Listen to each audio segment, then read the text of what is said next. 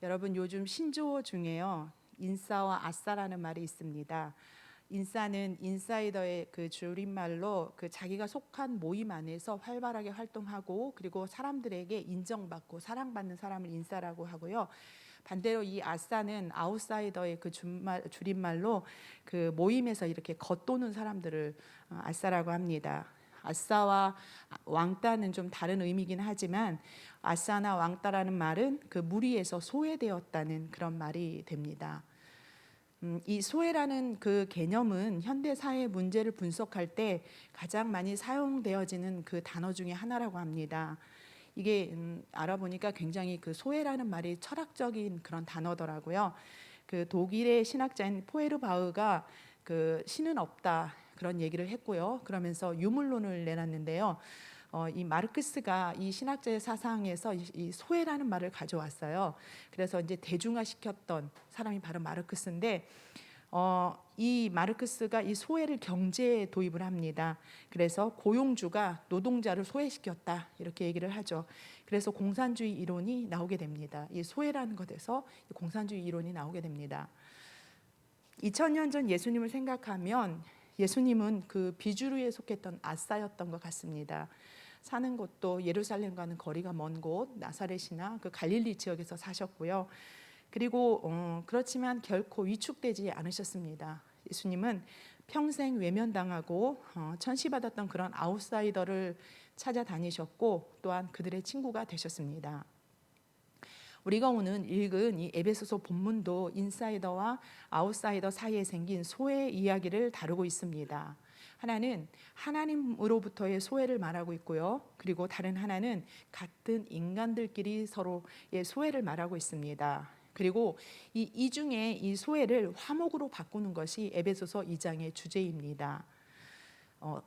지난 시간에 우리는 그 죄와 허물로 죽었고 그리고 본질상 진노의 자녀였다고 말씀드렸습니다. 그런데 이제 하나님께서 그리스도와 함께 우리를 살리셨고 그리고 우리를 일으키셨고 그리고 하늘에 앉히셨다라고 그렇게 말씀드렸습니다. 우리의 죄와 허물로 하나님은 우리에게 진노하실 수밖에 없었고요. 그래서 인간은 하나님과 멀어진 관계, 즉 하나님으로부터 소외된 그런 사람들이 되었습니다. 그리고 오늘 2장 11절에서 22절은 그러니까 1절에서 10절까지가 하나님과의 소외를 다루었다면 11절에서 22절은 인간들끼리 소외된 것을 말씀하고 있습니다. 특히 이방인들은 유대인들에게 철저하게 소외된 사람들이었습니다. 하나님이 아브라함을 택하시고 나서 이스라엘 백성을 그 이스라엘 백성만 축복하신 것은 아니었습니다. 창세기 12장 3절에 보면은 너를 축복하는 자에게 내가 복을 내리고 너를 저주하는 자에게는 내가 저주하리니 땅의 모든 족속이 너로 말미암아 복을 얻을 것이라 하신지라 이렇게 말씀하고 있습니다. 땅의 모든 족속이 너로 말미암아 복을 얻을 것이다. 하나님의 계획은 이스라엘 족속만이 아니라 이 땅의 모든 족속이 아브라함의 축복을 받는 것이 하나님의 마음이었습니다. 그런데 유대인들은 이 열방의 빛이 되라고 그들을 모델로 부르셨는데 그 자신들을 이스라엘을 택하셨다라는 그러니까 열방의 모델로서 불렀다는 사실을 잊어버리고 우리만 택했다라는 선민사상만 갖게 된 것입니다. 그들이 얼마나 이방인을 경멸했냐면 이방인들을 개들이라고 이렇게 표현했습니다. 하나님이 지옥불의 연료로 쓰려고 이방인을 창조했다 이렇게 말했고요. 이방인 여인이 아이를 낳느라고 그 진통을 하면 또 다른 이방인이 낳는구나 쓸데없고 헛된 일이다 이렇게 말을 했습니다. 그리고 유대인 남자가 이방인 여자하고 결혼을 하잖아요. 그럼 유대인 남자 쪽에서는 장례식이 치러졌고요. 그리고 유대인 여자가 이방인 남자하고 결혼하면 이방인 여자 쪽에서는 또 장례식이 치러질 정도로 그렇게 이방인을 무시하고 경멸했습니다. 이 에베소서가 쓰인 그 당시에는 그 헤롯 대왕이 세운 예루살렘 성전이 있었습니다. PPT를 한번 띄워주실까요? 이 그림이 이제 그 성전인데요. 가운데가 성전인데 이게 평면도라서 그렇지 이 예루살렘 성전은 높은 곳에 지어졌거든요. 그래서 높은 단위에 세워져 있어요. 가운데 이제 지성소라는 부분이 보이시나요? 지성소 그 바로 앞에 보면 제사장의 뜰이라고 있습니다. 여기는 제사장들만 들어갈 수 있고요. 그리고 이제 표시는 이스라엘 뜰이라고 아래쪽에 있지만 그 가운데 선 쪽에 보면은 이스라엘 뜰이라고 있어요. 여기는 이스라엘 남자들만 들어갈 수 있고요. 그리고 또 그 이쪽 아래쪽에 보면은 여인의 뜰이라고 있죠. 여기는 이스라엘 여인들만 들어갈 수 있습니다. 근데 이 제사장 뜰이나 이스라엘 뜰이나 여인의 뜰은요, 같은 그 성전의 그 높이에 거기에 같이 있습니다. 그리고 이 여기를 이제 성벽이 이제 둘러져 있고요. 그 계단을 좀 내려가면, 그러니까 그 높은 곳에 있는데 이 이방인의 뜰 그 낮쪽 이제 넓기는 한데 그 아래쪽에 위치해 있습니다. 이제 이 이방인의 뜰과 그리고 성벽에 그 커다란 높이의 장벽이 있는데요. 이제 이 장벽 때문에 들어갈 수가 없어요. 그리고 볼 수도 없습니다. 그리고 나서 이 장벽에다가 헬라어하고 라틴어로 뭐라고 적혀 있냐면 침입자는 처형된다, 이런 말이 적혀 있습니다. 유대인들은 철저하게 이방인들을 성전에서 배제시켰고요. 그리고 들어오지도 못하게 했고 그곳에 만약에 들어온다면 사형시켰습니다. 그렇다면 이방인은, 유대인이 이렇게 이방인을 혐오하고 싫어했는데, 그렇다면 이방인들은 유대인에게 호의적이었을까요? 그렇지 않습니다. 이방인들도 똑같이 유대인들을 혐오했습니다. 유대인들이 지키는 안식일이라든가 그리고 음식 정결법, 어떤 건 부정하고 어떤 건 깨끗하다, 그래서 먹지 않은 것들이 많았죠. 특히 그 중에 할례를 극도로 이제 혐오했는데요. 그래서 이제 유대인들이 이제 디아스포라 유대인이라고 흩어져 있는 유대인들은 당시 이방인들에게 많은 불이익을 당했습니다. 이렇듯 유대인은 이방인을, 그리고 이방인은 유대인들을 서로가 서로를 경멸하며 소외시켰고요. 그렇게 높은 서로에게 담을 쌓고 살았습니다. 이것이 에베소서 2장의 역사적이고 사회적이고 종교적인 배경이 됩니다. 우리 이제 본문을 살펴보도록 하겠습니다. 2장 11절부터 22절은 세 단락으로 나눌 수 있어요. 11절에서 12절은 소외된, 그러니까 그리스도 밖에 있는 이방인의 모습입니다. 그리고 19절부터 22절까지는 이제는 소외해서 이제 화목해 되어지는 이방인의 모습이 나타나 있고, 그리고 어떻게 이렇게 소외되었던 사람들이 화목해 되었느냐라는 이 변화에 대해서는 13절부터 18절까지 설명하고 있습니다. 그리고 이 11절에서 22절에서 가장 큰 특징은 그때와 이제의 대조입니다. 11절에 보시면은 그러므로 생각하라, 너희는 그때에 육체로는 이방인이요, 그래서 그때라는 말이 나오죠. 12절에 보면은 그때에 너희는 그리스도 밖에 있었다, 이런 말이 있죠. 여기도 이제 그때가 나오고요. 근데 이제 13절에 보면은 이제는 전에 멀리 있던 너희가 해서 이제라는 단어가 나옵니다. 그리고 19절에 보면은 그러므로 이제부터 너희는 외인도 아니요 해서 이제부터라는 단어가 나옵니다. 이렇게 사도 바울은요 11절에서 22절까지를 그때와 이제로 대조하고 있습니다. 그러니까 그리스도를 만나기 이전에 소외된 모습, 그리고 그 과정, 화목해 된 이방인의 모습을 세 단락으로 크게 나누었고요. 그리고 그때와 이제를 대조시키면서 이 11절에서 22절을 끌고 가고 있다는 것을 기억하시면 되겠습니다. 우리 다 함께 2장 11절과 12절을 교독하도록 하겠습니다. 그러므로 생각하라, 너희는 그때에 육체로는 이방인이요 손으로 육체에 행한 할례를 받은 무리라 칭하는 자들로부터 할례를 받지 않은 무리라 칭함을 받는 자들이라.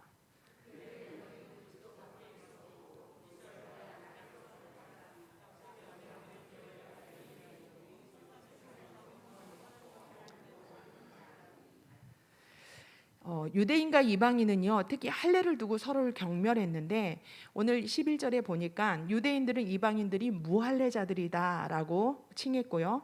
그리고 이방인들은 이 유대인들을 육체의 손으로 할례를 행하는 자들이라고 그렇게 경멸했습니다.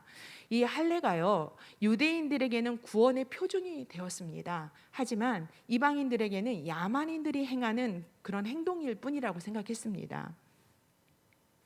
또한 사도 바울은 이방인의 어떤 그 아직 예수님을 영접하지 못한 영적 상태를 12절에 이렇게 기록하고 있습니다. 첫 번째 상태는 그리스도 밖에 있었고, 그리고 두 번째는 이스라엘 나라 밖의 사람들이고, 세 번째는 약속의 언약에 대해서 외인이고, 네 번째로는 세상에서 소망이 없고, 다섯 번째는 하나님도 없는 자들이다라고 말하면서 이방인들이 다섯 가지의 상실을 겪고 있다라고 그렇게 사도 바울이 말하고 있습니다.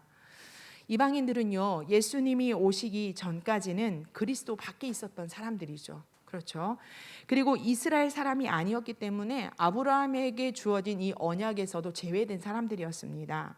거기에 하나님을 몰랐기 때문에 소망이 없는 절망 가운데 빠져 있는 최악의 상태에 있었습니다.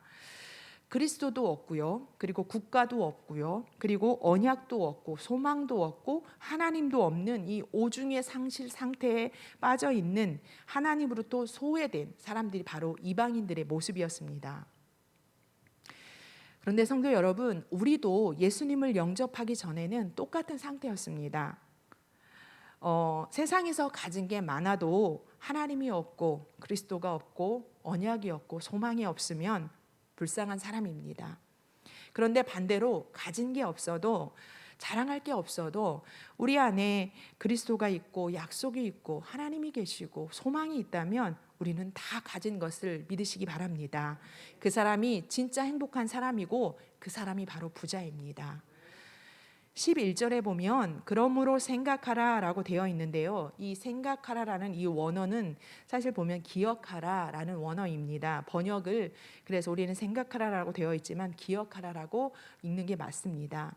사도 바울은 이방인들이 그리스도 밖에 있었던 상태를 기억해라라고 명령하고 있습니다. 우리가 누리는 하나님으로서의 자녀, 이 하나님의 자녀로서의 삶은 당연한 것이 아닙니다. 우리의 과거는 허물과 죄로 죽었던 사람들이고, 그래서 진노의 상태에 있는 죄의 종노릇하던 그런 사람들입니다.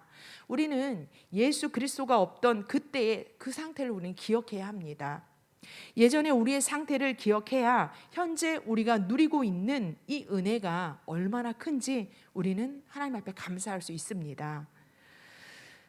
이 그리스도 밖에서의 오중의 소외의 상태를 겪던 이 이방인들이요, 19절에 가서는 그리스도 안에 들어가는 특권을 누리게 되는데요, 이러한 변화가 어떻게 이루어졌는지를 설명하고 있는 부분이 바로 13절부터 18절입니다. 우리 다 함께 13절 말씀을 읽도록 하겠습니다. 이제는 전에 멀리 있던 너희가 그리스도 예수 안에서 그리스도의 피로 가까워졌느니라. 아멘. 여기서 멀리 있던 너희가 그리스도의 피로 인해서 가까워졌다고 선언하고 있는데, 여기서는 두 가지가 가까워진 것입니다. 먼저는 하나님과의 관계가 가까워졌고요, 그리고 유대인과 이방인의 관계가 가까워진 것을 말합니다. 성도 여러분, 멀어졌던 하나님과의 관계, 그리고 사람과 사람 사이의 관계를 회복시킬 수 있는 것은 오직 우리 예수님 뿐이십니다. 예수 그리스도의 보혈의 피가 아니고는 멀어졌던 것을 가까이 하고 끊어졌던 것을 이을 수가 없습니다. 그리스도의 피는 바로 예수님의 십자가 사건을 말하는 것으로, 이것은 역사적인 사건입니다. 그냥 관념적인 것도 아니고 그냥 꾸며낸 얘기가 아니고요, 인류 역사 가운데 있었던 역사적인 사건입니다. 이 역사적인 사건을 오늘 현재 내가 예수 그리스도를 믿음으로 믿어야 멀어졌던 것이 가까워지는 역사가 내 안에 일어나는 것입니다.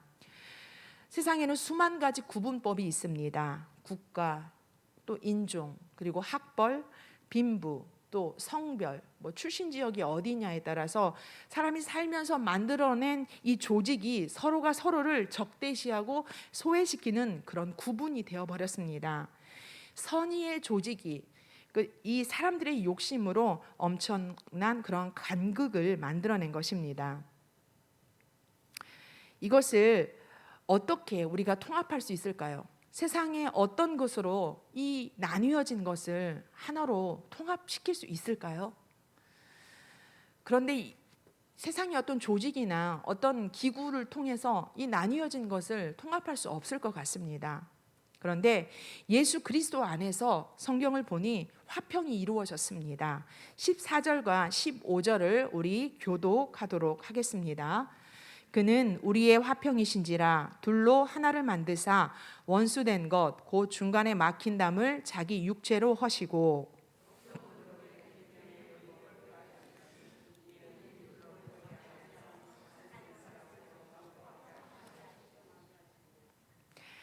예수님은 멀리 있던 하나님과 우리를 가까이 연결하시기 위해서 자신의 피를 흘리셨고, 멀리 떨어져서 서로가 서로를 증오하던 사람들을 하나로 만드시기 위해서 자신의 몸을 찢으셨습니다. 그래서 막힌 담을 허셨습니다.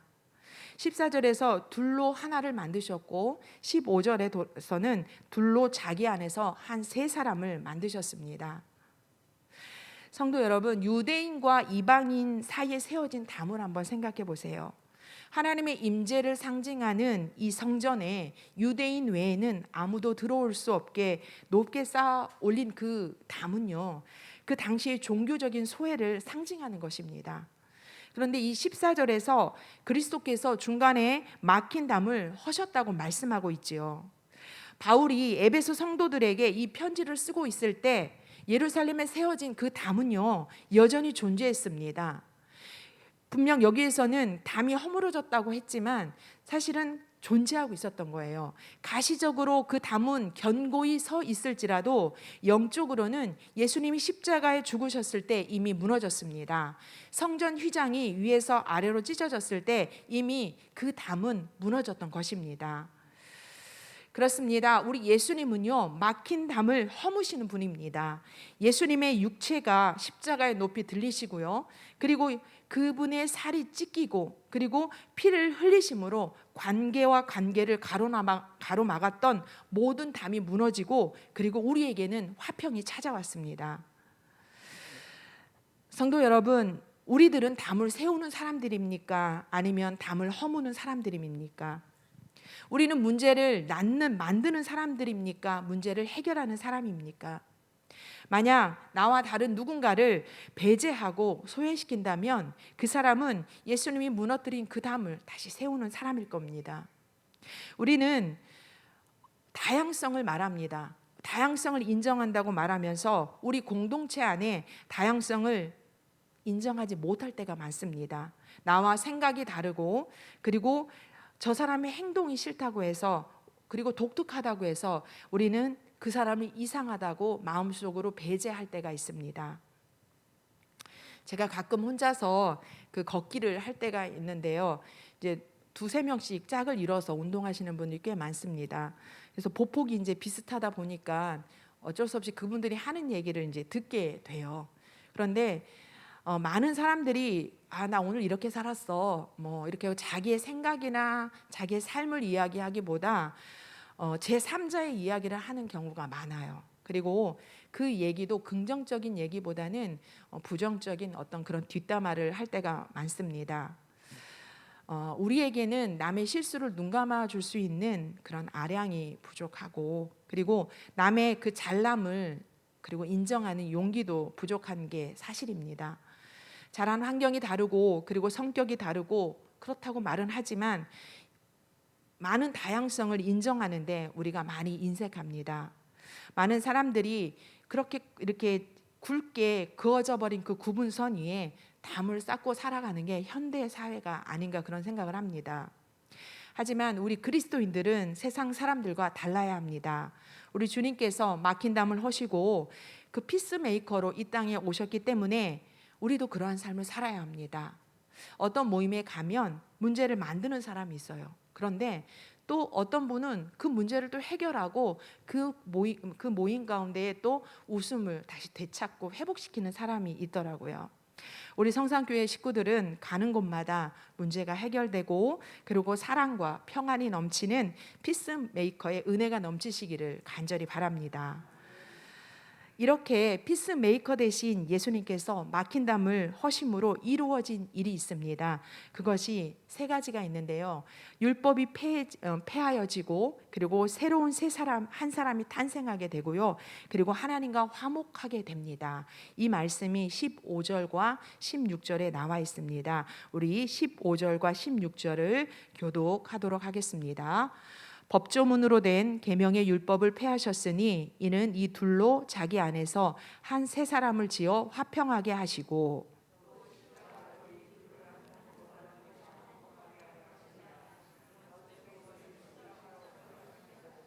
아멘. 예수님의 이 십자가 사건은 구약의 율법을 폐하셨습니다. 오늘 말씀에 그렇게 나와 있습니다. 그런데 우리가 이 구절을 읽으면서 떠오르는 말씀이 있습니다. 그것은 마태복음 5장 17절에 보면은 내가 율법이나 선지자를 폐하러 온 줄로 생각하지 말라. 폐하러 온 것이 아니요 완전하게 하려 함이라. 이라는 이 산상수훈의 말씀입니다. 마태복음에서는 예수님이 이 땅에 오셔서 율법을 폐하러 오신 것이 아니고 완전하게 하신다고 말씀을 하셨는데, 오늘 이 에베소서 본문에서는 사도 바울은 예수님께서 율법을 폐하셨다고 그렇게 말씀하고 있습니다. 이 부분을 간단하게 설명을 하면은 이 마태복음 5장, 6장, 7장을 우리는 산상수훈이라고 말합니다. 이 산상수훈에서 말하는 율법은 도덕법을 말합니다. 예를 들어서 예물을 제단에 드리려고 하다가 친구하고 형제에게 원망 들을 만한 일이 생각나거든. 예물을 제단에 놓고 가서 친구와 화목하고 다시 돌아와서 예배를 드리라고, 예물을 드리라고 말씀하고 있죠. 또 율법에는 내 이웃을 사랑하고 원수를 미워하라고 되어 있지만, 원수를 사랑하며 박해하는 자를 위해서 기도하라고 그렇게 산상수훈에는 말씀하고 있습니다. 이런 게 도덕법이라는 거죠. 이렇듯 산상수훈에는 율법을 잘못 해석하고 이 율법의 정신을 무시한 바리새인들의 그 잘못된 의를 책망하면서 예수님이 말씀하고 있습니다. 그래서 예수님은 이러한 도덕법은 폐하지 말고 지켜야 한다. 나는 내가 이것을 순종한다 하면서 예수님이 삶으로 그런 모든 것들을 순종하시면서 완성하셨습니다. 하지만 오늘 이 에베소서에서 말하는 율법은 의식법입니다. 할례를 행하는 것, 어떤 것은 부정하고 어떤 것은 깨끗하니까 먹어도 된다, 먹지 말아라 하는 음식 정결법, 그리고 절기나 안식일에 관한 규정에 관한 법들을 의식법이라고 합니다. 유대인들은요, 이 의식법을 지키지 않는 자는 구원받지 못한다고 그렇게 규정했습니다. 하지만 사도 바울은 아니다, 구원은 예수 그리스도께 있음을 강조하면서 예수님의 십자가 사건으로 그러한 의식법, 율법은 폐지되었다고 말씀하고 있는 것입니다.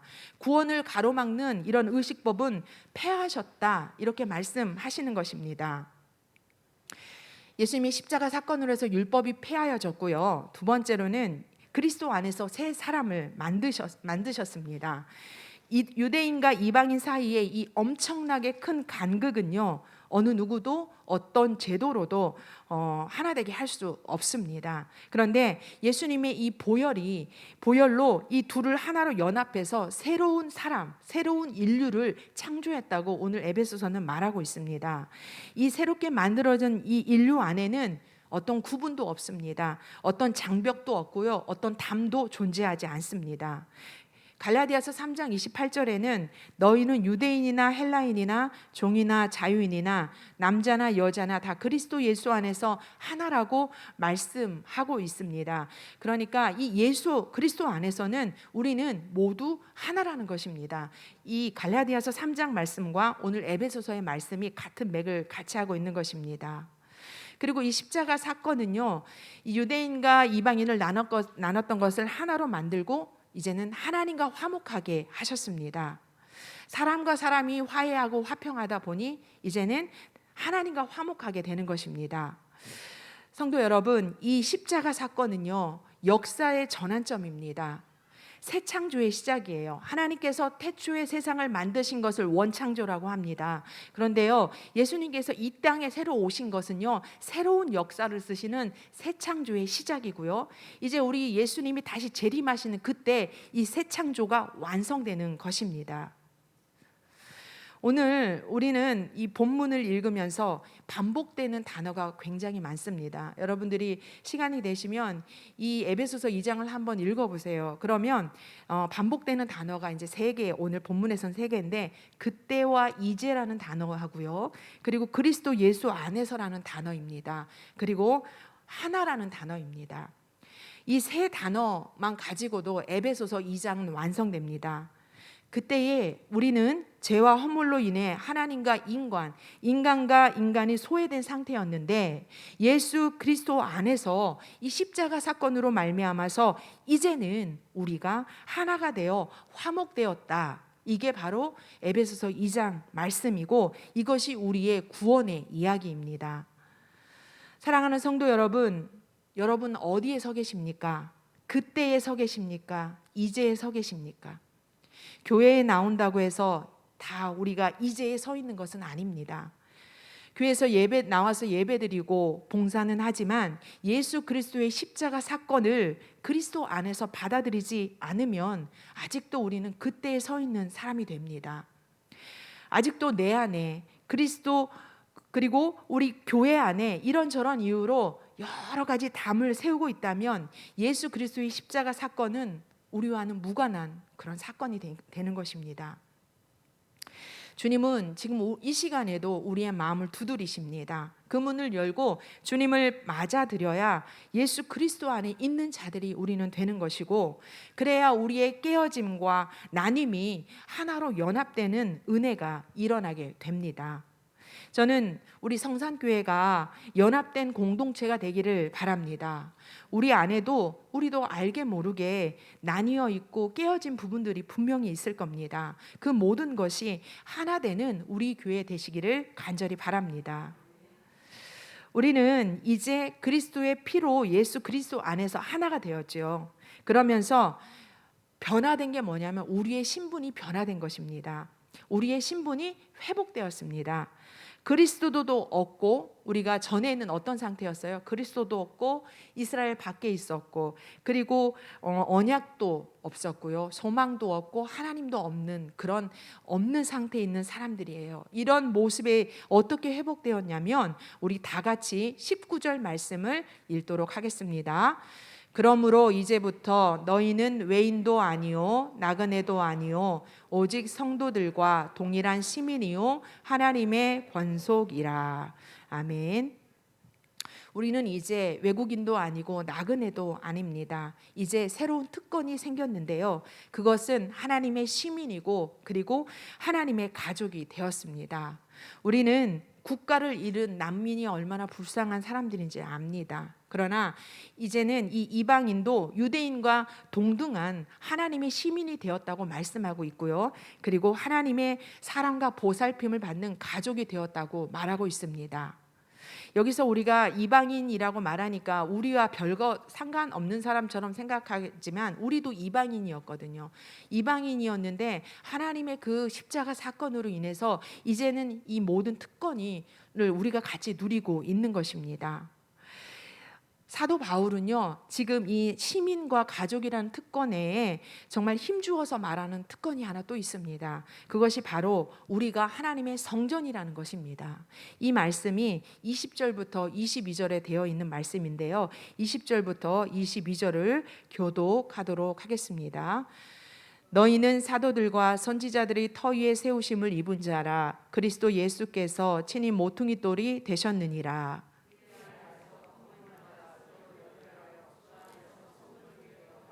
같이 읽겠습니다. 너희도 성령 안에서 하나님이 거하실 처소가 되기 위하여 그리스도 예수 안에서 함께 지어져 가느니라. 아멘. 사도 바울의 말씀처럼 우리는 성전, 바로 교회입니다. 우리가 짓고 있는 우리를 교회라고 보면 우리가 짓고 있는 교회의 설계 도면은 이렇습니다. 어떤 건물이든 털을 잘 닦아야 하는데 우리가 짓고 있는 교회는 사도들과 선지자들의 그들이 전한 말씀의 터 위에서 세워집니다. 말씀의 터 위에서 세워지고요. 그리고 예수 그리스도께서 우리의 모퉁이 돌이 되셔서 교회가 튼튼하게 서도록 도와주십니다. 예수님은 교회가 하나가 되도록, 그리고 연합하고, 그리고 연합해서 그 위에서 성장하도록 그렇게 우리의 기반이 되어 주십니다. 성도 여러분, 예수님이 십자가 사건으로 죽으시고 부활하신 이후에 교회가 생겼습니다. 교회는요, 바로 하나님의 대안입니다. 죄와 분열과 상처를 치료할 곳으로 하나님은 교회를 세우신 것입니다. 교회가 아니고서는 이 죄의 문제, 그리고 분열의 문제, 이 상처를 치료할 것은 없습니다. 에베소서 2장에 나타난 이 교회의 모습이 바로 하나님이 대안으로 제시하는 그러한 교회의 모습입니다. 나뉘었던 것이 하나가 되어지는 곳, 그리고 막힌 담이 허물어져서 화목을 이루는 곳, 그리고 성령의 임재로 하나님이 거하실 처소가 되는 곳, 이곳이 바로 교회입니다. 그런데요, 어떻습니까? 하나님의 대안으로서의 이 교회의 모습, 우리가 볼 때 괜찮습니까? 초대교회로 돌아가자는 슬로건이 있지만 사실 초대교회도 우리가 그 안에도 문제와 어려움이 있었습니다. 2000년 교회 역사 속에서 정말 완벽한 교회는 없었습니다.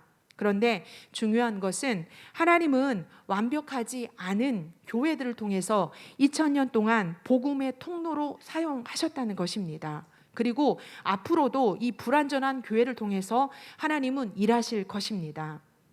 우리는 여전히 부족하고 하나님의 기대에 부응하지 못한다는 것은 하나님의 나라는 우리의 완벽에 있지 않다라는 것입니다. 바로 하나님의 완전으로 하나님의 나라를 이뤄 가신다는 것입니다.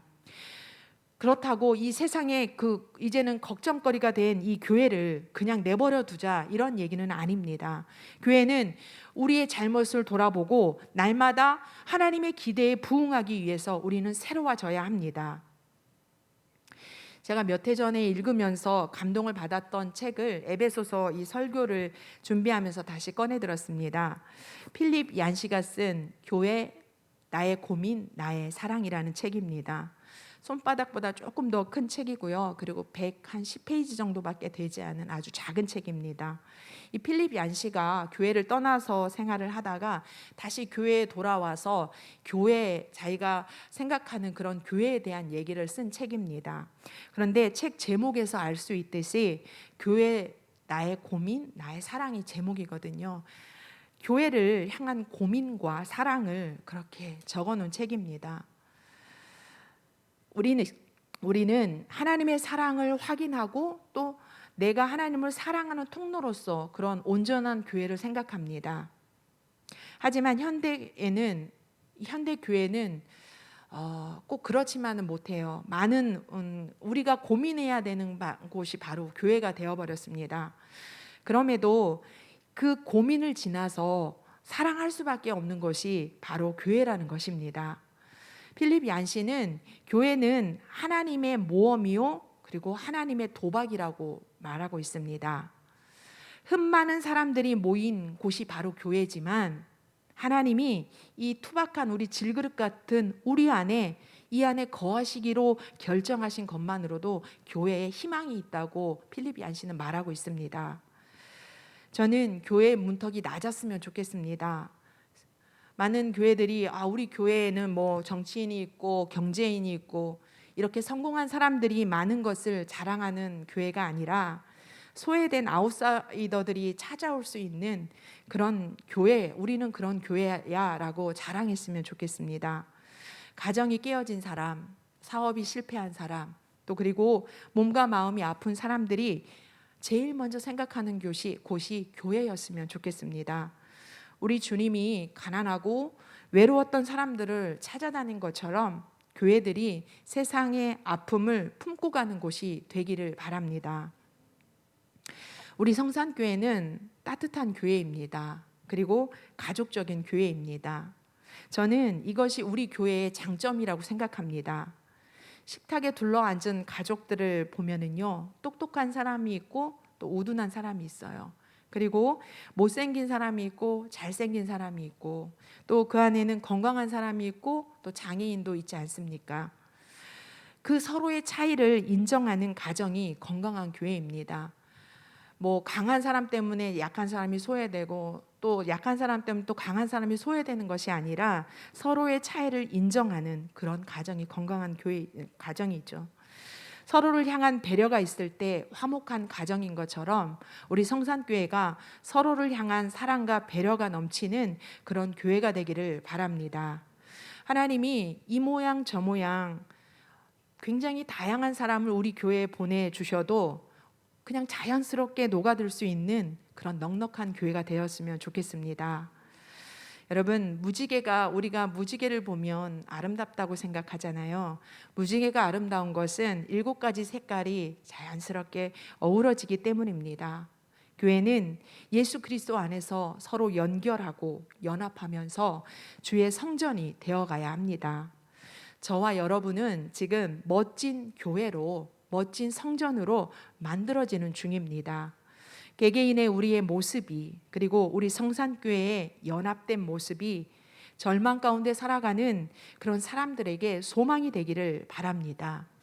이제는 그리스도 밖에 있었던 그들도 그리스도 안으로 들어와서 우리와 같은 특권을 누리는데, 우리 교회가 그 구원의 방주로서의 역할, 사명을 감당하는 우리 성산교회가 되기를 예수님의 이름으로 축복합니다.